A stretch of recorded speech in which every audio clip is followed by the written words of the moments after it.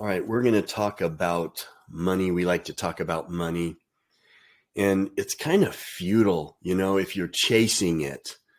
So, if you're chasing money, you're kind of just chasing your tail. So, what do you got for us? Okay. You just got a whole image set before me. I loved my Labrador, but one crazy thing he would do is chase his tail. And he'd go round and around just for the fun of it to try and grab the tail. I never saw him dizzy, but he just have a grand old time chasing his tail some days. But it's not so grand for us when we're chasing our tail. Ecclesiastes 5, verse 10, he who loves money will not be satisfied with money, nor he who loves abundance with its income. This too is vanity. We'll leave it right there. That word vanity, it could be translated soap bubbles. That bubble just floating in the air and poof, it's gone. And so much of the things that we occupy ourselves with, poof, it's gone. It's just empty. You thought it was pretty, but it's just a soap bubble floating off into nothingness. And I've watched so many setups online where people promise, this new idea. We're all excited about AI. We're all excited about this. And it's almost as if people are just running after shiny soap bubbles, and it never gets a person anywhere. There's some that make some money and stuff, but it's this mentality. We don't realize what undergirds things, what really is important. Yeah, it's like I want you to read that in a minute. I want you to read that version again because I have a different. I'm looking at the NIV, and it almost said there, those who love money don't like it, and it's like they're occupied with something that is never going to satisfy them, and it's never going to be enough. You're always we all know people like that just, well, I want this. And then once they have that, they lose interest in it. And then they want this. And then once they have that, they lose interest in that. And it goes on and on and on. And it's like there's never contentment. And it's the motive is wrong and their purpose is wrong.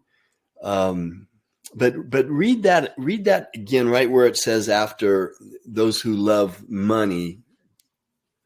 Go ahead, read Okay. that version. This is what am I pulling out? New American Standard. By the way, I try to study out of different Bibles all the time, and when I read, I go through versions, and there's nuances that are different in each version. Having worked with the Hebrew and Greek, there's good reason for the nuances, and it kind of expands. It's not contradicting; it expands the message that God's word has for us. So Ecclesiastes 5:10, he who loves money will not be satisfied with money, nor he who loves abundance with its income. This too is vanity. Yeah, it's he who loves money is not going to be satisfied with it. That's contradictive, It's like, I love money, but I don't like it. I'm not even satisfied with it, It's like loving money is not going to work. That's what that's saying to me, The NIV says, whoever loves money never has enough. Whoever loves wealth is never satisfied with their income. Always going to want more. That's the NIV version. But it's so true. You go almost anybody's life who has accumulated a lot of money, and you hear about their life, and it's like there's an emptiness to it. I've watched so many people with an empty life. I mean, not even making a lot of money, but I was thinking just this morning how blessed I am to know Jesus, to know about his truth. And I wouldn't trade that knowledge of who God is in my life. And by the way, there's a personal relationship that we all should have. That's why Jesus died for us. And if there's anybody on listening, get connected to him, because all the rest of that other stuff, it's like running on a treadmill.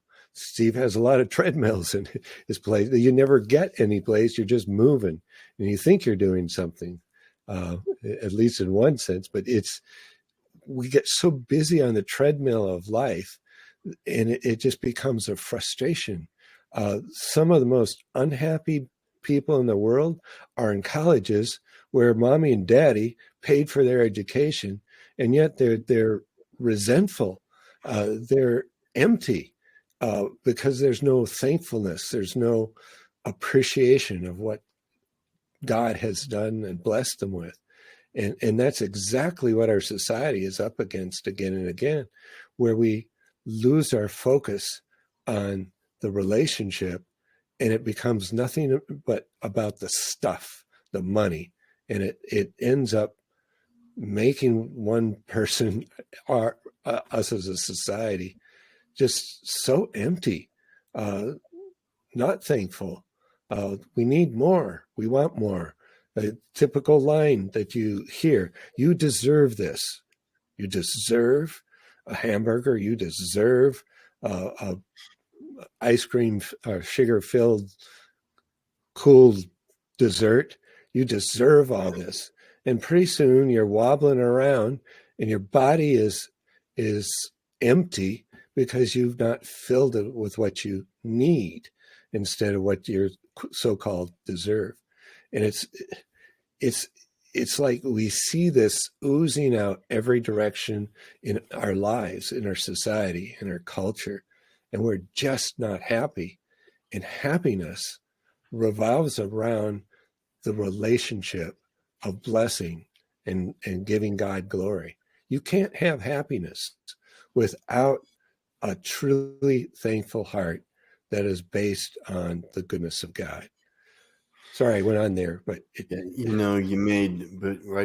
as we close this out, you made a really good point or analogy with the treadmill.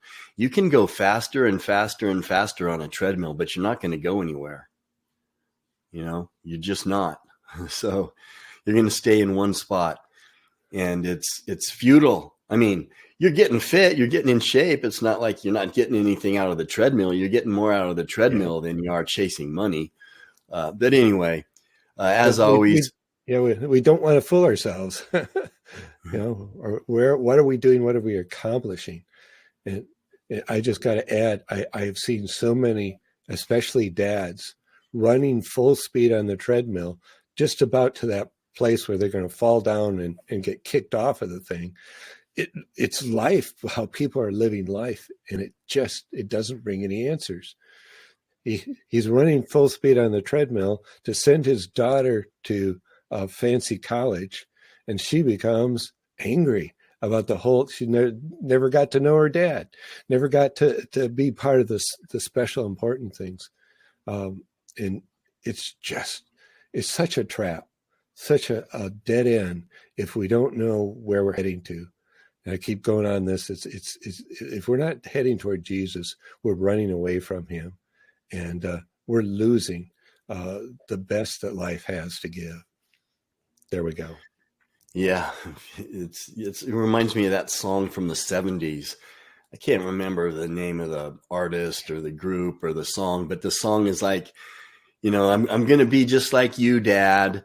Can we go to the ball game? No, I got to do this. And then he grows up and the dad starts to say, hey, why don't we hang out a little bit? Oh, the kids are sick. I can't, blah, blah, blah. And then he realizes he's just like me.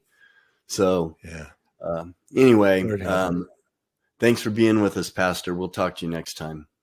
All right, great.